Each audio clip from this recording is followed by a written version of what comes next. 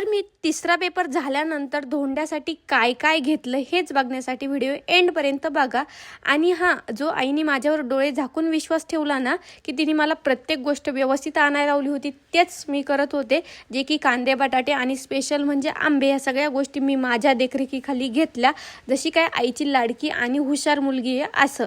पण आमच्या स्वराजनी पण मला वैताग देऊन सोडला होता, जे की त्याला पाणीपुरी खायची होती. एक फोन सोडून मला 10 फोन केले आणि पाणीपुरी घेऊन ये सांगितलं. मग मी त्याच्यासोबत मी पण एक खाल्ली आणि त्याला देखील घेतली.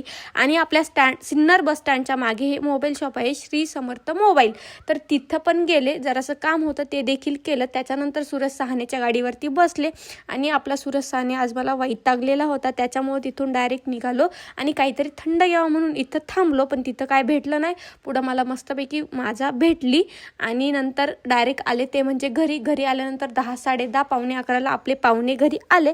त्याच्यानंतर दुसऱ्या दिवशी सकाळी आम्ही स्वयंपाकाला बी लागलो आणि आम्ही कमी आणि आलेल्या पाहुण्यांनी जास्त स्वयंपाक केला, ते म्हणजे आमच्या मोना दिदीनी. त्याच्यानंतर बाकीच्या पाहुण्यांना आम्ही टाहाकरीला देवदर्शनाला पाठवलं.